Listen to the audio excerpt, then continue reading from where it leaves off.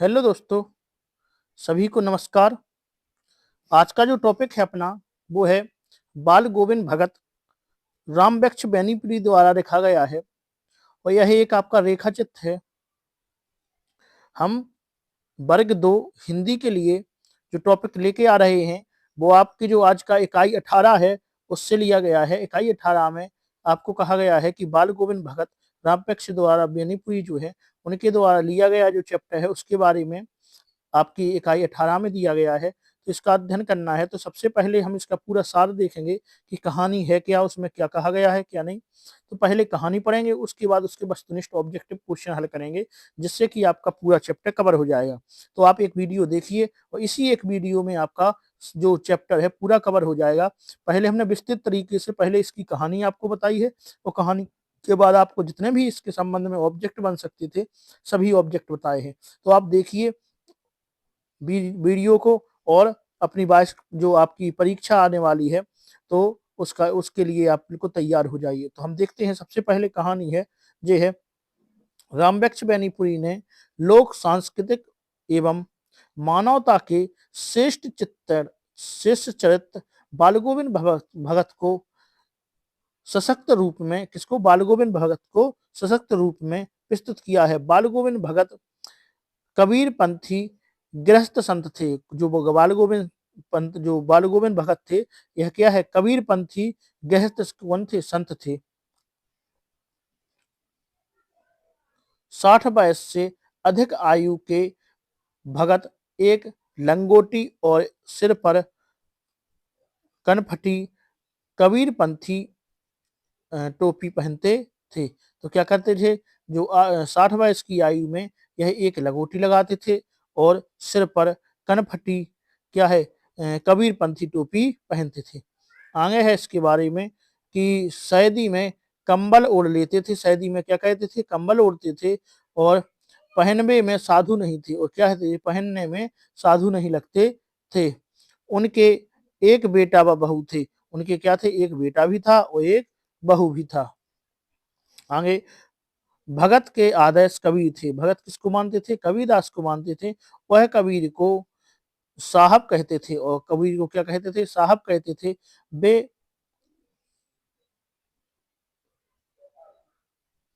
कबीर को साहब कहते थे। आगे कहा गया है वे स्पष्ट तथा सच्ची बात कहते थे किंतु किसी ने झगड़ा नहीं कहते थे। वे क्या थे, स्पष्ट बात कहते थे और झगड़ा किसी से भी नहीं करते थे। दूसरे ही चीज वो दूसरे की चीज को वो छूते तक नहीं थे। खेती करते थे किंतु उसमें जो भी पैदा होता था उसे पहले कबीरपंथी मठ में ले जाते। वहां प्रसाद के बतौर जो मिलता उसी से गुजारा करते थे। आगे है कबीर के पंथों को गाते थे। तो वे कुल कहा गया है यहाँ पे कि कबीरदास को वो मतलब पहले भोग लगाते थे, जो भी उनके वहां पे होता था तो कबीर पंथी मठ में ले जाते थे। वो पहले पैसा लगवा देते, उसके बाद अपना गुजारा करते थे। आगे कहा गया है आपसे कि आषाढ़ मास में सभी अपने अपने कामों में लगे होते थे। जब आसमान बादलों से घिरा होता था, ठंडी हवा चल रही होती, तब भगत ने मधुर गीतों के स्वर गान में पढ़ते ही स्वर गान में पढ़ते ही लगता था कि जैसे कुछ स्वयं ऊपर स्वर्ग की ओर जा रहे हैं और कुछ धरती के लोगों की तरफ जा रहे हैं। भादों की काली रात में भादों की काली रात में सारा संसार सोया था और भगत का संगीत जाग रहा था। कार्तिक में बालगोविंद भगत की प्रभातियां शुरू हो जाती जो फागुन तक चलती थी।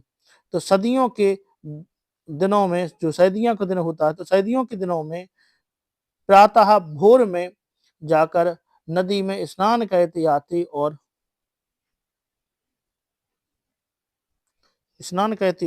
गांव के बाहर गांव के बाहर पोखरों पर ऊंचे ऊंचे भिड़े पर बैठकर गाते। गर्मियों में अपने गांव के आंगन में ही मंडली के साथ आसन जमाते और गाते थे। तो इनके बारे में बताया गया है कि जो क्या है, जो गाने की बात कर रही जी, क्या कहते थे, गाते थे। आगे है, बाल गोविंद भगत के संगीत पर चरम उत्कर्ष उस दिन दिखाई पड़ा जिस दिन उनके इकलौते बेटे की मृत्यु हो गई। तो उनके बेटे की क्या हो गई है, मृत्यु हो गई। और बेटे के शव को चटाई पर लिटाकर सफेद कपड़े से ढक दिया, कुछ फूल डाल दिए, पास में आसन जमा कर बैठ गए और गीत गाए जा रहे हैं। कभी कभी पतोहू के पास जाते, उसे समझाते कि यह रोने का नहीं, उत्साह का समय है, आत्मा परमात्मा से जा मिली। उन्होंने बेटे की चिता को पतोहू से आग लगवाई। तो अपनी पुत्र वधू जो है उससे बेटी की चिता को आग लगवा दी। और जैसे ही श्राद्ध का समय समाप्त हुआ, पतोहू को उसके भाई के साथ भेज दिया और कहा कि इसकी दूसरी जगह शादी कह दो। पतोहू के बहुत आग्रह कहने पर भी वे ना माने। उनकी मृत्यु भी इन्हीं के अनुरूप हुई है। वे घर बार गंगा स्नान करने जाते थे, जहां संतों के साथ और जनता के दर्शन का लाभ उठाते। गंगा जनता के दर्शन का लाभ उठाते। गंगा 30 कोस थी, पैदल ही घर आते जाते और लौटकर घर पर ही खाना खाते थे। बस प्यास लगने पर पानी पी लेते थे। उस बार लोटी तो तबीयत सुस्त थी, खाने पीने पर भी लाभ न हुआ। नियम व्रत छोड़ नहीं, दिन दिन छीटते गए। उस दिन संध्या में गीत गाए, किंतु भोर में उनका स्वर सुनाई ना दिया। जाकर देखा तो भगत का पंजर मत पड़ा था। तो यहाँ पे बताया गया है कि बाल गोविंद भगत किस प्रकार से थे और उनकी इस कहानी में क्या क्या आपको मिलता है। तो हमने देखा कि बाल गोविंद भगत जो थे वो क्या थे, एक संत थे, कबीरदास को मानने वाले थे। और वो मतलब कबीरदास को बहुत ही मानते थे। और उन्होंने जितने भी जो गीत लिखे हैं, उनके बेटे की मृत्यु भी हो जाती तो भी वो गीत लिखते हैं। मतलब उनके जो गीत हैं वो बहुत ही गाए जाते हैं। और उन्होंने मतलब जो कहा है कि जो मृत्यु पे रोना नहीं है, और ये परमात्मा से मिल गए हैं। पतोहू की शादी भी करवा दी दूसरे से। और वे गंगा के किनारे मतलब रोज जाते थे। और वहां पे उनकी वहीं से उनकी संध्या काल में शाम को घर पे मृत्यु हो गई है। रात को वो ये गाते सोए हैं और शाम मतलब सुबह वो गाते नहीं मिले हैं, उनकी मृत्यु हो गई है। तो इस संबंध में इसमें जो क्वेश्चन आपको बताए गए हैं, अब आइए हम इसके ऑब्जेक्टिव क्वेश्चन हल कर लेते हैं, जो आपके लिए बहुत ही महत्वपूर्ण है ऑब्जेक्टिव क्वेश्चन। तो आइए हल करते हैं ऑब्जेक्टिव क्वेश्चन। पहला है कि भगत जी अपने खेतों में किस चीज की खेती करते थे। तो आपको बताना है कि जो भगत जी थे, बाल गोविंद भगत थे, तो वह अपने जो खेतों में किस चीज की खेती करते थे। तो इसका आपको आंसर बताना है कि बाल गोविंद भगत अपने जो वहां पे किस चीज की खेती करते थे। तो हमें इसका आंसर बताना है। तो इसका जो आंसर होगा वो है, बाल गोविंद भगत जो थे वो अपने खेतों में मक्के की खेती करते थे। किसकी खेती करते थे, वो अपने जो खेत थे वहां पे मक्के की खेती करते थे। तो इसका आंसर जो हो गया है वो है मक्का। आइए अगला हम देख लेते हैं। अगला हमारा है,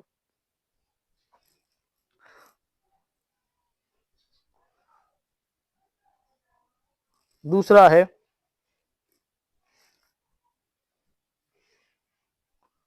बेटे के मायने के बाद भगत जी अपनी बहू की दूसरी शादी क्यों करवा देते हैं।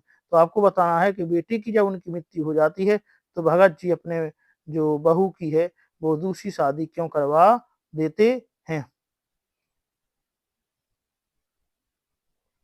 तो आइए इसका क्या आंसर, पहला है उसके सुखद भविष्य के लिए, दूसरा है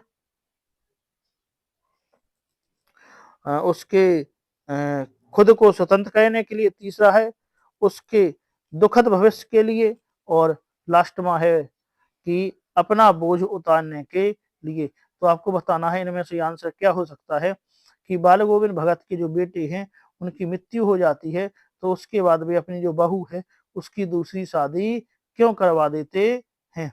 तो इसका आपको आंसर बताना है कि इनमें से इसका आंसर क्या हो सकता है। तो इसका आंसर है कि जो उनका माने उनके सुखद भविष्य के लिए, माने उसकी बहू जो है उसका सुखद सुखद भविष्य बनाने के लिए वे उस बहू की शादी करवा देते हैं। तो इसका आंसर आपका हो गया है कि उसके सुखद भविष्य के लिए वे उसका विवाह करवा देते हैं दूसरी जगह। तो वे सोचते हैं उसके बारे में कि यहाँ पे रहेगी तो वो क्या करेगी, इसी वजह से उसको क्या करते हैं, कहते हैं कि इसकी दूसरी शादी कहीं और करवा दो।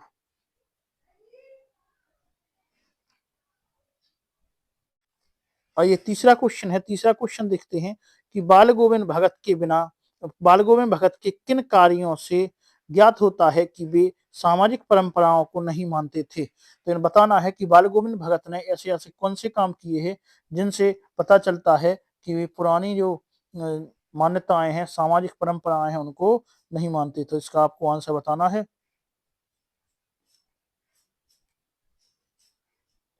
तो इसका जो आंसर होगा, पहला है उपर्युक्त सभी, दूसरा है वो बेटे की मृत्यु पर भी विचलित नहीं हुए थे, अगला है उन्होंने अपने बेटे की मुखाग्नि अपनी बहू से करवाई थी, और अगला है वो गृहस्थ होते हुए भी साधु थे। तो हाँ, इसका आंसर जो होगा आपका उपयुक्त सभी होगा, क्योंकि जो बातें जितनी कही गई हैं वो इनके ऊपर सभी लागू होती हैं। तो इससे लगता है कि सामाजिक परंपराओं को वे नहीं मानते थे। तो ये अगला हम देखते हैं, अगला हमारा है कि चौथा आपका है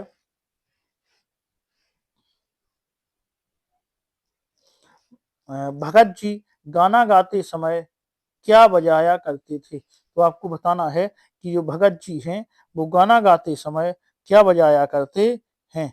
तो भगत जी जो गाना गाते थे तो पहला है क्या ढोलक बजाते थे, आपको बताना है क्या जो ढोलक बजाते थे। दूसरा है कि क्या चिमटा बजाते थे, चिमटा बजाते थे दूसरा। तीसरा है क्या खंजरी बजाते थे। चौथा या बांसुरी बजाते थे। तो इसका जो आंसर होगा आपका वो है कि वो गाना गाते समय जो है खंजरी बजाते थे। क्या बजाते थे, खंजरी बजाते थे। तो चौथे का आंसर हो जाएगा आपका कि वो क्या बजाते थे, वो खंजरी बजाते थे। आइए अगला है हमारा पांचवा है कि बेटे की मृत्यु के बाद बाल गोविंद भगत अपनी बहू से क्या अपेक्षा करते हैं। तो बेटी की मृत्यु के बाद जो बाल गोविंद भगत हैं वे अपनी बहू से क्या अपेक्षा करते थे। तो इसका जो आंसर है वो होगा कि पहला है ऑप्शन, वो उनकी सेवा करें, वो किसकी सेवा करें, उनकी सेवा करें। दूसरा, वो दूसरा विवाह कर ले। तीसरा तीसरा है वो किसी से बात ना करे। चौथा, वो भी गाना शुरू कर दे। तो इसका जो आंसर है कि उन्होंने कहा था कि वो अपनी दूसरी शादी कर ले जिससे उसका भविष्य सही होगा। तो इसका जो आंसर है वो भी हो जाएगा कि वो दूसरा विवाह कर ले। आइए अगला है कि भगत जी की बहू उन्हें छोड़कर क्यों जाना नहीं चाहती थी। तो बताना है कि जो भगत जी हैं, तो भगत जी की जो बहू थी वो उन्हें छोड़कर क्यों नहीं जाना चाहती थी। तो पहला इसका है उपरेख सभी, दूसरा है भगत जी के अकेले हो जाने के कारण, तीसरा भगत जी के गाना गाने के कारण, और चौथा है भगत जी के घूमने के शौक के कारण। तो ऐसा कौन सा कारण है जिसके कारण जो उनकी बहू है वो नहीं चाहती थी उनको छोड़कर जाना। तो इसका जो आंसर है वो होगा कि भगत जी, उनकी मृत्यु हो गई थी बेटे की, तो भगत जी कैसे हो गए थे, अकेले पड़ गए थे। इसलिए इसका आंसर होगा जो बी होगा कि भगत जी के अकेले हो जाने के कारण उनकी बहू उन्हें छोड़कर जाना नहीं चाहती थी। तो इसका आंसर आपका बी हो जाएगा। आइए अगला है सातवां है हमारा कि भगत जी अपने बेटे का खास ख्याल क्यों रखते थे। तो भगत जी जो थे वो अपने बेटे का खास ख्याल क्यों रखते थे। तो पहला है क्योंकि वह सुस्त था, क्योंकि वह कैसा था, सुस्त था। दूसरा, क्योंकि वह मानसिक रूप से कमजोर था।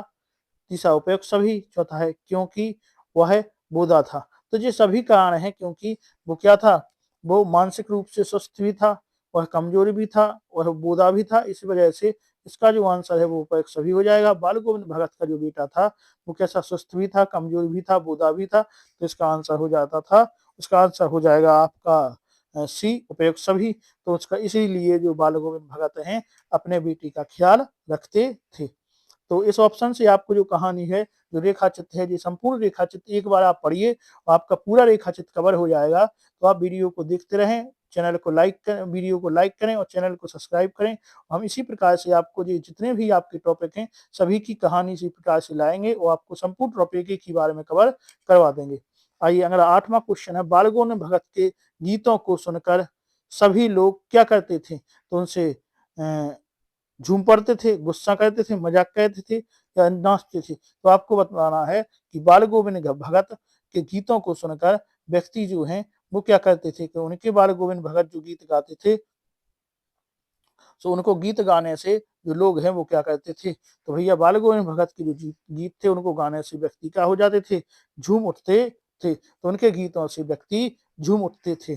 आइए अगला है हमारा, अगला है कि बाल गोविंद भगत के घर से गंगा नदी लगभग कितने कोस दूर थी? तो इसका आंसर आप भी बता सकते हैं कि बाल गोविंद भगत जो है उनके घर से जो गंगा नदी थी वो लगभग कितनी दूरी पर थी?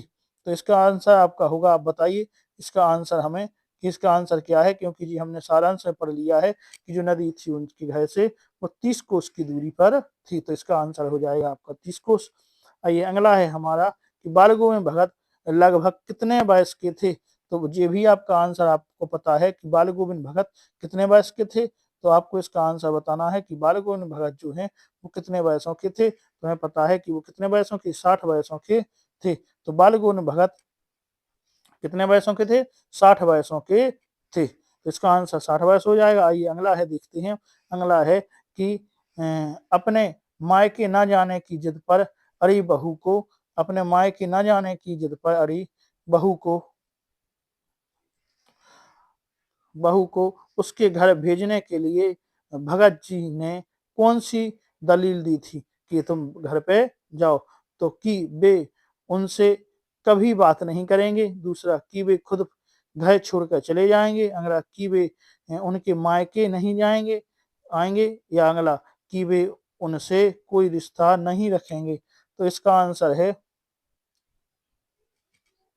कि उन्होंने कहा था कि तुम यदि यहाँ पे रहोगी तो मैं घर छोड़कर चला जाऊंगा। तो वे क्या है कि वे खुद घर छोड़कर चले जाएंगे, कि वे खुद घर छोड़कर चले जाएंगे। तो इसका आंसर आपका बी हो जाएगा कि वे घर छोड़कर चले जाएंगे। इसी वजह से जो बहू है वो अपने मायके चली गई थी और दूसरी शादी उसने की। आइए अगला है कि लोगों ने भगत जी की संगीत साधना का चरमोत्कर्ष कब देखा? तो उन्होंने अब उस उनकी जो भक्ति साधना थी, मतलब संगीत की साधना थी, उसका चरमोत्कर्ष कब देखा? तो इसका आंसर आपको बताना है। पहला ऑप्शन जो है आपका उनके बेटे की मृत्यु के दिन। दूसरा, फागुन मास में, आषाढ़ मास में और पौष मास की ठंड में। तो नहीं, इसका आंसर जो है वो ए हो जाएगा। उनकी बेटी की मृत्यु के दिन उन्होंने क्या देखा है? संगीत साधना का चरमोत्कर्ष देखा था, जब उन्होंने बेटे को मन शव को वहीं पे रखकर गाना गाने लगे थे। आइए अगला, इसका अगला क्वेश्चन है, आपके अनुसार भगत जी द्वारा अपनी पुत्र वधू के से बेटे की चिता को मुखाग्नि दिलाना क्या सिद्ध करता है? तो वह है, पहला है वो अपनी पतोहू को अधिकार दिलाना चाहते थे, उपयुक्त सभी। अगला है वो समाज में व्याप्त रूढ़िवादी परंपराओं को तोड़ना चाहते थे। या इसके बाद अगला है वे समाज में अपनी अलग पहचान बनाना चाहते थे। तो अब आपके अनुसार क्या है, कि आपके अनुसार जो आपने इसकी कहानी पढ़ ली है, तो आप बताइए कि आपके अनुसार भगत जी क्या कहना चाहते थे? तो इसका आंसर जो आपका होगा वो है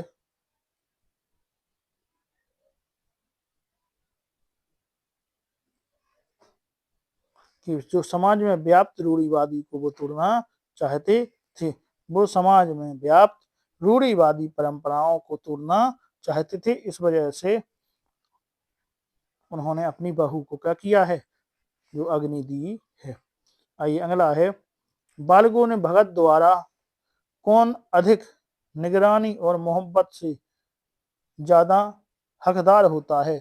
तो इनके अनुसार बाल गोविंद भगत द्वारा कौन ऐसा है जो निगरानी और मोहब्बत का हकदार, सही हकदार है। तो आपको इसका आंसर बताना है कि बाल गोविंद भगत के अनुसार कौन जो है वो निगरानी और मोहब्बत का सच्ची हकदार है। तो इसका जो आंसर है वो आपका पहला ऑप्शन है बुद्धिमान व्यक्ति, पहला ऑप्शन है बुद्धिमान व्यक्ति, दूसरा ऑप्शन है ताकतवर व्यक्ति, तीसरा ऑप्शन है कमजोर और असहाय व्यक्ति, और चौथा ऑप्शन है समझदार। तो उन्होंने कहा है कि निगरानी और मोहब्बत से ज्यादा हकदार कौन है, जो व्यक्ति कमजोर है। इसका आंसर जो हो जाएगा आपका बी हो जाएगा, क्योंकि उन्होंने, उनका बेटा कैसा था, कमजोर था, तो वे उसकी बहुत मोहब्बत और निगरानी करते थे। तो यहीं पे यहाँ कहा गया है कि जो कमजोर और असहाय व्यक्ति है उसी की सबसे ज्यादा उसी को मोहब्बत की जाए। तो आइए 15 देखते हैं हम। 15 हमारा है, भगत जी द्वारा अंतिम बार गाया गया गीत लेखक को कैसा लगा। तो लेखक को लगा कि जैसे उनका बीना का तार टूट गया हो, कि लास्ट जो गीत उन्होंने गाया उसमें उन्हें लगा है कि उनके बीड़ा का तार क्या है, टूट गया है। आइए ऑप्शन देख रहे हैं, जैसे अब उन्हें संगीत में ये बिल्कुल नहीं है। दूसरा, जैसे उनमें अब कोई जानना वो चीजें भी आपका गलत हो गया। अगला है, जैसे अब उनकी आवाज बिल्कुल नहीं है, क्योंकि इसका आंसर यही होगा जैसे उनकी बीड़ा का तार टूट गया हो, ऐसे लेखक को लगा है। अगला, बाल गोविंद भगत पाठ के लेखक ने रोपण किसे कहा है। तो बाल गोविंद भगत द्वारा पाठ जो है उसमें रोपण किसे कहा गया है। पहला है चावल की रुपाई को, क्या चावल की रुपाई को रोपण कहा गया है। दूसरा है इसका जौ की बुआई को क्या रोपण कहा गया है। तीसरा है इसका धान की रुपाई को क्या रोपण कहा गया है। चौथा है इसका मक्के की रुपाई को क्या रोपण कहा गया है।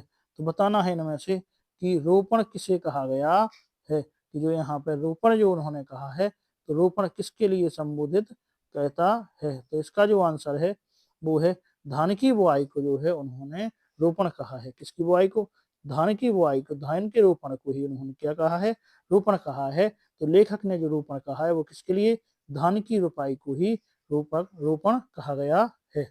आइए अगला हम देखते हैं, अगला 17वां हमारा है कि भगत जी प्रति वर्ष गंगा स्नान के लिए क्यों जाते थे। तो भगत जी हैं वो प्रतिदिन गंगा स्नान के लिए क्यों जाते थे। तो इसका आंसर है पहला संत संगम के लिए, क्या ये हो सकता है। दूसरा स्नान करने के लिए, क्या ये हो सकता है। तीसरा है घूमने जाने के लिए, क्या ये हो सकता है। अगला है सैर करने के लिए, तो क्या ये हो सकता है, सैर करने के लिए हो सकता है क्या। तो आप अपने अनुसार बताएं पहले कि इसका आंसर क्या हो सकता है, फिर हम आपको इसका आंसर बता ही देते हैं। तो आप पहले ही बताएं कि इसका आंसर क्या है। तो इसका आंसर जो होगा वो होगा कि जो संत समागम के लिए वो वहाँ पे प्रति वर्ष जाया करते थे, कि वहाँ पे सब संतों से उनका मुलाकात हो जाए। तो संत समागम के लिए वो प्रति वर्ष कहाँ जाया करते थे, प्रति वर्ष गंगा स्नान के लिए जाया करते थे। अगला है, बाल गोविंद भगत गले में कौन सी माला पहनते थे। तो तुलसी की माला थी क्या वो, कि बाल गोविंद भगत अपने गले में कौन सी माला पहनते थे। तो क्या तुलसी की माला है। दूसरा, तुलसी के पत्तों से बनी माला थी, तुलसी की माला थी या वो तुलसी के बने पत्तों की माला थी। अगला, तुलसी के तने से बनी माला थी, क्या तुलसी के तने के द्वारा बनी माला होती थी। अगला, तुलसी की जड़ों से बनी हुई माला। तो इसका आंसर जो होगा कि तुलसी की जड़ों से जो बनी माला थी वो पहना करते थे। तो इसका आंसर आपका डी हो जाएगा, तुलसी के तने जो जड़ों से बनी माला थी वो बाल गोविंद भगत अपने गले में माला पहना करते थे। तो इसका आंसर आपका डी हो जाएगा। आइए अगला है हमारा 19 है, लेखक के अनुसार बाल गोविंद भगत का लोगों के प्रति व्यवहार कैसा था?